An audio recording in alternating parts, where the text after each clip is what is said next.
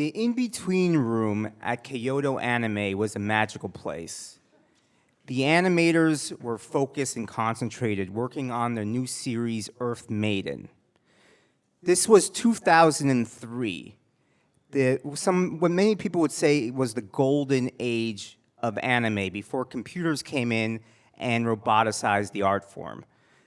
Everybody was working in unison and harmony towards the goal of creating art for millions of youth around the world. Everyone except for me. I was in the back in a poorly lit desk working on my own BS special project that the higher-ups had given to me. What kind of internship was this? I knew why this happened to me.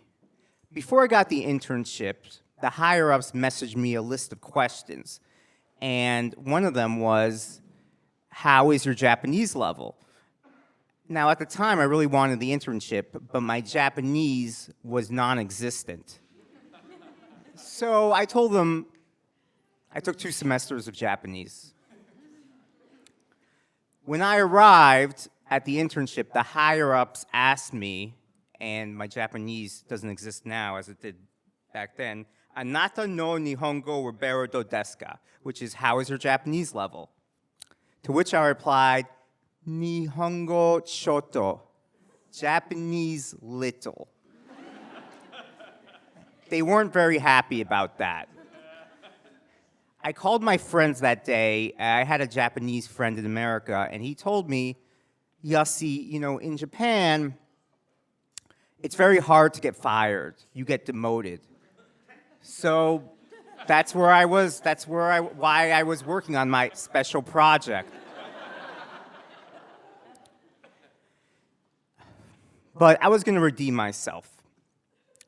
Every day, the owner of the company, Mr. Hata, a 50-something-year-old kind man with gray hair, would go to the bathroom.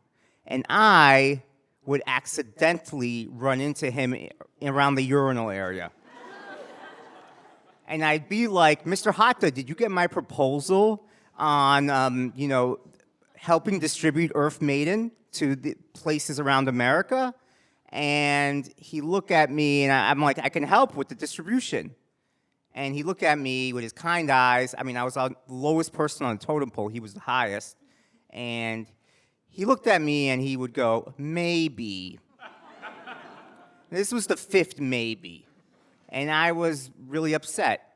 I wandered around, and at the end of that day when the animators left, I did what I usually did. I would rummage through the trash. Because in the trash, there would be pieces of artwork that wouldn't make it to the big screen. And nobody would miss them, so I would uncrinkle them, flatten them, and put them in my suitcase. But this time, I saw a picture. And that picture was of a chubby, big-lipped, glasses-wearing boy with with flies and stink lines above him, and that was a picture of me. And I was devastated. I went to the synagogue in Kobe, which is pretty much the only place I got social interaction, and I told the rabbi what happened. And I said, Mr. Hata keeps saying maybe. And he looked at me and says, in Japanese, you can't say no. You say maybe. My heart sank even more. The next day, when work started, I came 3 hours late, and nobody noticed that I was there. I was invisible. But then something happened. At the end of the session, a Japanese animator actually made eye contact with me and walked up to me.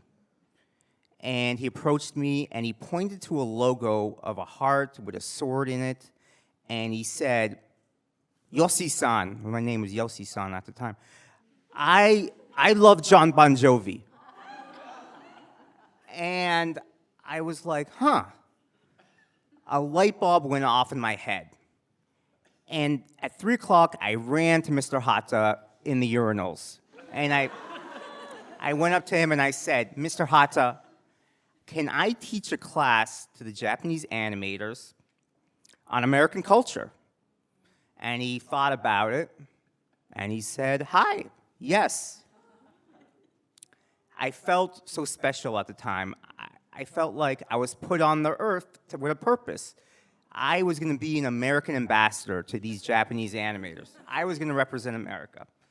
My class started at 5, then it went to 10, then 15, and then 20 people. And I wasn't invisible anymore.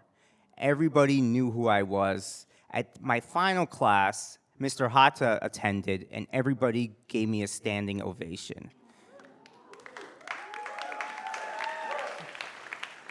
And at the end of the class, I went up to Mr. Hata, and I said, "Mr. Hata, so after this internship is over, can I get a job here?" And he looked at me, and he said, "Maybe."